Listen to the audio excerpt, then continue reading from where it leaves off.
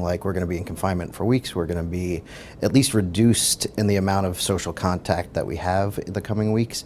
And that takes a toll on us emotionally as very social beings. It's a multi-part answer, and a lot of it is stuff that we're going to hear over and over again, right? The basics, self-care, how do we take care of ourselves, care for others that are within our proximity, right? So in our unit that we're confined with, and then how do we use technology really to stay connected outside of our house. So from a social perspective, that's very important. From a physical well-being, it's very important that we are at least eating well, we are exercising as much as possible, we're being active. When we are confined, we really find that we revert back to our worst sort of habits. What we're talking about right now really is anxiety, right? We're talking about having this perpetual fear kind of pumped into our body all day. And in the grand scheme of things, what we're really talking about, what you're hitting on, is the fact that it's really only one piece of our life right now. We are wired to be afraid and to really put the most profoundly scary things at the forefront of our thinking patterns.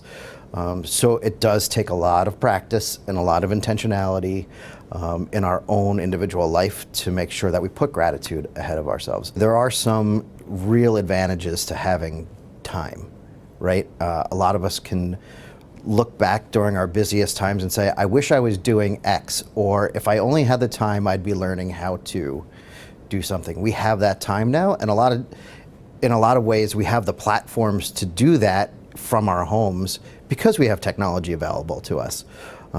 So right now, if it's a hobby, if it is a skill, if it's a language, you could learn right from home. I do think, kind of as a final note, what we do have to be mindful and aware of with ourselves and with our partners is this is also a time where we could fall back into bad habits.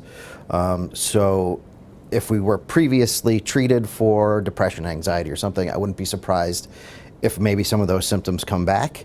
So I would suggest being proactive with yourself and saying, if I notice these symptoms arising, I have a plan to address them.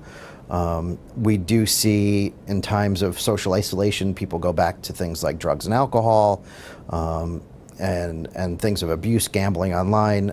So making sure that you have ways to prevent that from happening and having a plan in place to address that.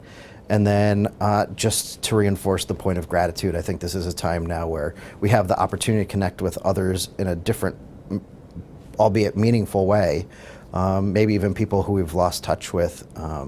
I myself bought pens and paper so I could start writing letters again, because I haven't done that in years. So, really having a plan for the time will help you in the future. What we have to do is really harness our own resilience and recognize and strategize for what life is going to be like afterwards, right? There's always a vaccine.